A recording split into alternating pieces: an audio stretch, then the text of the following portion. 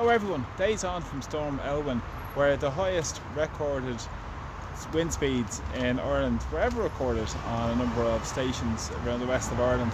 There are still hundreds of thousands of people without power and electricity.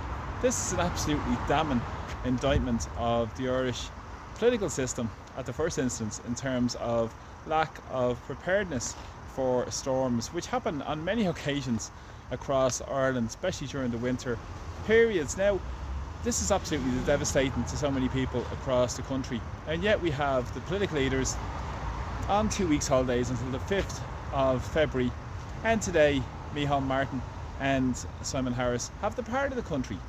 Harris is in Brussels at a European foreign ministers meeting, and Micheál Martin is in Poland. Now, this is absolutely shows you the lack of regard that these political leaders have for ordinary people. Where is the leadership and where is the politicians to stand up when so many people in our society are suffering today without power and water?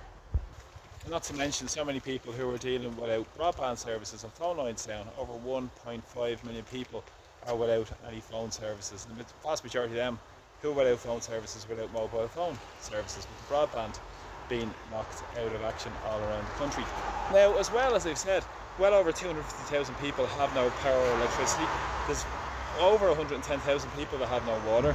And this, as I said, this has come on for days, and the Irish political leaders are nowhere to be seen. They're more interested in swanning around Europe than standing up with the people here in Ireland who are suffering because of their policies.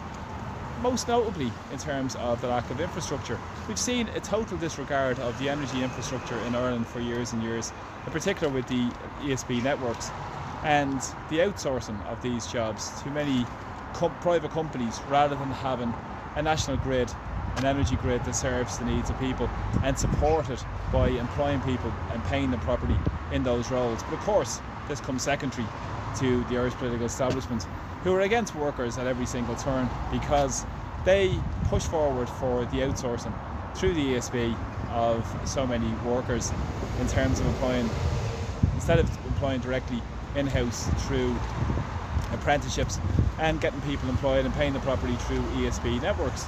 And also we've seen the issues with the disgraceful reinforcement essentially of the grid, and in terms of the electricity cables out in the country on poles. Most countries used underground for many years, and all the roads and motorways we built in Ireland, you think that was the time to start going underground in Ireland, but no, it's about going back to the old poles, going back to cheap timber which is imported from other countries, and of course with the overhead trees and which are susceptible to storms. So what's not to love when you're an absolute clueless person responsible for these in Irish society?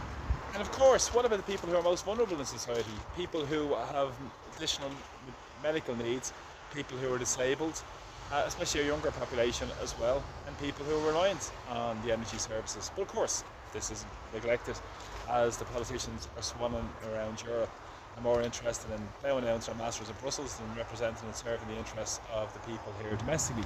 And they also a serious issue around the net zero strategy. Let's ask questions about this net zero strategy that's forced people into using heat pumps and remove chimneys from their homes. They've done that through the councils and through these so-called retrofitting programs as well. But of course, they won't talk about that when people are suffering in the freezing cold over the next week. And there is talk that this might even be resolved until the early part of February. This is absolutely just farcical, and it shows you that there's no planning in Ireland, the absolute neglect of people's basic needs, and the fact that we're having this catastrophic disaster on the fallout days later from a storm. And as I've said, we have many of these storms every winter in Ireland, and of course, where is the preparedness for this? Absolute none. But of course, we'll push this net zero agenda. They'll also push the electric vehicles on people, but no idea to where people are going to charge these electric vehicles. Oh, hang on, they're going to use diesel generators for those, aren't they? That's what they're going to use to power those electrical vehicles. The whole thing is absolutely shambolic, and it shows you the nature of lack of investment in proper infrastructure in our society. Not to mention plenty of money for the immigration industry, plenty of money for many more profiteers through housing, and many more people are making huge money out of it. But of course, Children's Hospital fiasco, but of course not to provide proper energy infrastructure for people. And as you can see, some of these poles, the old telegraph poles as well, which many of them are absolutely ready to fall apart. Many are rotten, and it's absolutely just shows you the disregard they have for people, in particular people who are suffering around the country today, and the lack of leadership. So thanks for supporting my videos. Please press subscribe to my YouTube channel also as well. So from Dublin today, Swan, and take care everybody. Thanks for all the support.